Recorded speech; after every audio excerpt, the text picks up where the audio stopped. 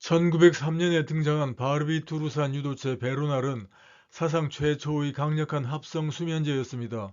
하지만 곧 호흡 억제와 중독, 그리고 의존성이라는 치명적 한계가 드러났죠. 1960년대에는 새로운 대안으로 벤조디아제핀 유도체들이 등장합니다. 뇌의 갸바 신호를 부드럽게 증폭해 갸바가 있을 때만 작동하는 안전장치를 달고 나타난 것이죠. 덕분에 더 안전하면서 불안 완화와 수면 효과를 동시에 제공할 수 있었습니다. 이번 파말로그 에피소드에서는 제1세대와 제2세대 수면제의 차이를 통해 수면제가 어떻게 진화해 왔는가를 살펴봅니다. 그러면 제1장에서는 1세대 수면제 바르비투르산 유도체 이야기를 보다 자세히 해보겠습니다. 이 약물은 최초의 합성 수면제였지만 동시에 가장 위험했던 약물이기도 하였습니다. 바르비투르산은 1864년 아돌프 폰 바이어가 색소 합성 연구 중에 우연히 얻은 화합물이었습니다. 이후 1903년 노벨 화학상 수상자 에밀 피셔와 요세프 폰 메링이 이를 변형해 만든 유도체 베로날에서 최초의 수면 효과가 관찰되었죠. 이렇게 해서 세상에 등장한 최초의 합성 수면제 베로날은 출시 당시에는 마치 마법처럼 환자를 깊은 잠에 빠뜨리는 약으로 주목받았습니다. 1세대부터 3세대에 이르는 수면제의 표적이 되는 갸바-A 수용체는 뇌신경세포에 존재하는 가장 중요한 억제 장치입니다. 5개의 단백 서브 유닛으로 이루어진 수용체의 구조가 염소이온 통로를 형성합니다. 이 수용체의 특정 부위에 갸바가 결합하면 통로가 열리면서 염소이온이 세포 안으로 들어옵니다. 마이너스 전하를 띤 염소이온이 들어오면 신경세포는 과분극이 되어 더 차분해지고 활동을 멈추게 됩니다. 즉, 갸바-A 수용체는 신경을 진정시키는 브레이크 역할을 하는 장치인 것입니다. 바르비투르산 유도체는 주로 갸바-A 수용체의 베타 서브 유닛 부위에 결합하여 갸바에 의한 염소이온 채널의 개방 시간을 늘려줍니다. 그뿐만 아니라 고농도에서는 갸바 없이도 채널을 열 수 있어 신경을 훨씬 강하게 억제할 수 있었습니다. 이 때문에 효과는 강력했지만 치명적인 문제를 야기시켰습니다. 또한 치료 용량과 치사량의 간격, 즉 안전역이 너무 좁아서 용량 조절을 조금만 잘못하면 호흡 억제로 인해 죽을 수도 있었던 것입니다. 그리고 장기간 사용하면 의존성과 금단 증상이 심각하게 나타났지요. 그래서 칼날 위를 걷는 처방이라 불렸던 것입니다. 한편 그 당시 바르비투르산 유도체는 오남용과 중독 문제로 사회적 파장을 일으켰습니다. 특히 자살에 널리 사용되면서 심각한 사회 문제로 부각되었고 결국 환자들도 점차 다른 약물로 눈을 돌리게 되었죠. 그 결과 바르비투르산 유도체는 수면제 무대에서 서서히 퇴장해버리고 말았습니다. 그러나 일부 바르비투르산 유도체들은 다른 용도로 지금도 여전히 사용되고 있습니다. 페노발비탈은 갸바-A 수용체를 통한 억제성 신호를 강화시켜 항경련제로서 간질, 특히 소화간질 치료에 쓰이고 있고 또한 신생아 황달 치료에도 사용되고 있습니다. 티오펜탈은 초단시간 작용하므로 전신 마취 유도제로 사용됩니다.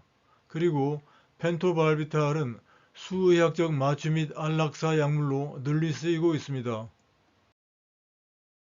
특히 페노발비탈은 신생아 황달 치료에서 간 약물 대사 효소인 UDP 글루큐로닐 트랜스퍼레이즈를 유도하여 빌리루빈의 포합 반응을 촉진하여 혈중 빌리루빈 농도를 낮춥니다.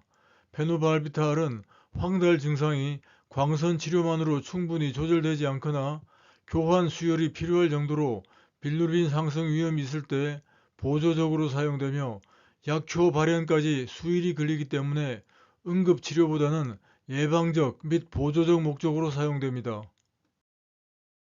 바르비투르산 유도체는 수면 회로를 인위적으로 건드리는 것이 얼마나 어렵고 위험한지를 처음으로 보여준 약물이었습니다. 지금까지의 수면제 개발은 이러한 약물들의 반면 교사 덕분에 가능했다고 할 수 있습니다. 계속해서 제2장에서는 제2세대 수면제 벤조디아제핀 유도체의 이야기를 이어가겠습니다. 2세대 수면제 벤조디아제핀유는 바르비투르산 유도체의 위험을 넘어선 혁신이었지만 동시에 또 다른 문제를 남긴 약물이기도 합니다. 1960년대 초 뇌 연구는 이미 중요한 사실을 드러내고 있었습니다. 바로 갸바가 뇌에서 억제 신호를 담당하며 수면 리듬을 조율한다는 점이었죠. 이 발견을 바탕으로 갸바 신호를 부드럽게 증폭하여 수면을 돕는 약물들이 개발되기 시작했습니다. 그 결과 1960년 최초의 벤조디아제핀 유도체인 리브리움이 상업화되었고 이어 1963년 발륨이 대중화되면서 불면증 치료의 패러다임이 완전히 바뀌었습니다. 벤조디아제핀계 수면제는 바르비투르산 유도체보다 훨씬 안전하면서도 불안 완화와 수면 유도 효과를 동시에 제공할 수 있었던 것이죠. 벤조디아제핀은 갸바A 수용체의 알파 감마 서브유닛 경계 부위에 결합함으로써 갸바가 갸바A 수용체에 결합하여 염소 이온 채널을 열어주는 빈도, 즉 채널의 개방 확률을 증가시켜 신경세포가 보다 더 차분해지도록 억제합니다. 다시 말해서 갸바가 있을 때만 작동하는 안전장치를 달고 나타난 것이죠. 이 때문에 벤조디아제핀 계열 약물은 바르비투르산 유도체들보다 상대적으로 안전하게 뇌의 억제 신호를 증폭해 불안을 줄이고 수면을 유도할 수 있었습니다.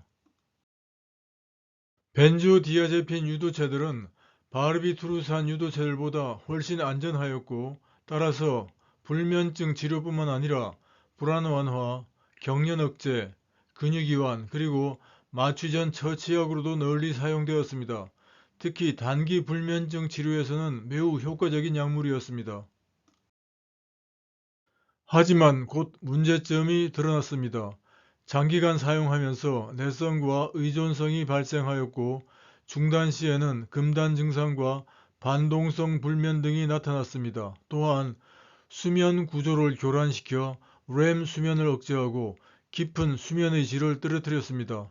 특히 고령자에서는 인지 저하와 낙상 위험을 크게 증가시켰습니다.